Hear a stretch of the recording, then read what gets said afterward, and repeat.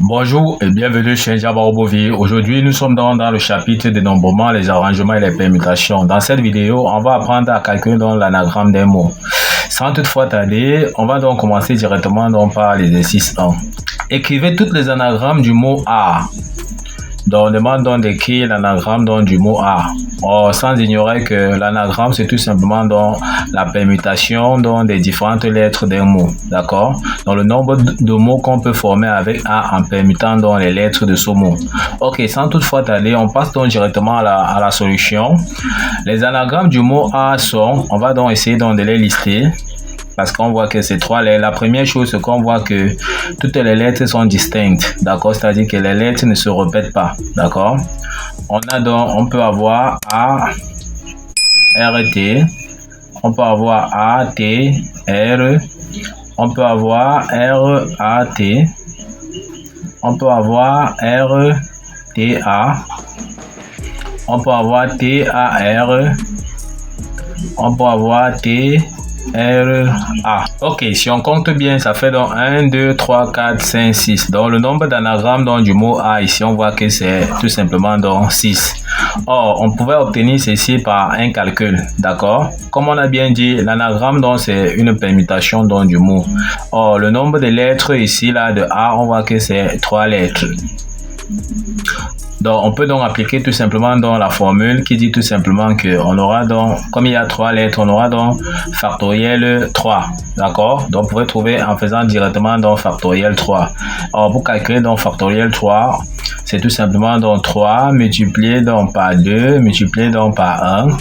Ça fait donc 3 multiplié par 2 fois 1. On voit bien que ça nous donne encore le même 6 qu'on a trouvé ici. Ok, donc voilà comment on trouve l'anagramme d'un mot avec les lettres qui ne se répètent pas. On passe donc directement à l'exercice 2. Ok, exercice 2, il s'agit donc toujours de compter l'anagramme. Comme nous avons dit, l'anagramme, c'est tout simplement les permutations des lettres des mots. D'accord? Le nombre de mots qu'on peut former tout simplement en permutant les lettres. Ok.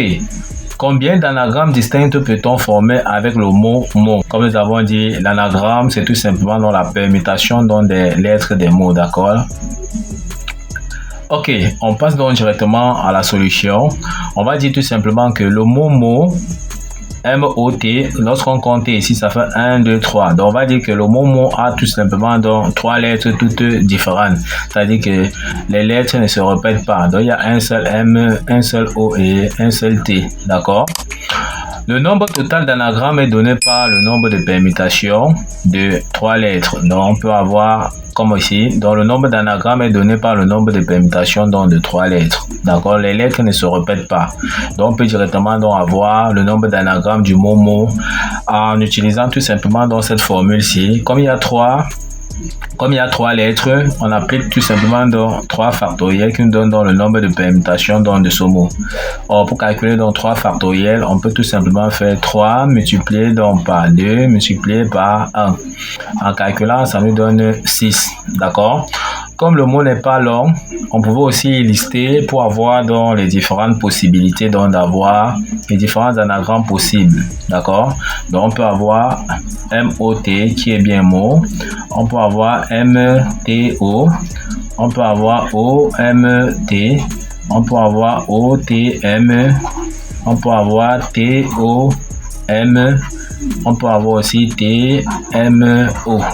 Donc, en comptant bien, on voit qu'on a 1, 2, 3, 4, 5, 6. Donc, ça nous donne également 6 mots qu'on peut obtenir, d'accord? Donc, voilà l'anagramme du mot que nous avons trouvé en faisant tout simplement une permutation des différentes lettres. Nous sommes arrivés au terme de cette vidéo. Ne manquez pas de vous abonner, de liker, de partager la vidéo aux proches amis et d'activer la cloche de notification pour ne pas manquer nos prochaines vidéos. Sur ce, à bientôt.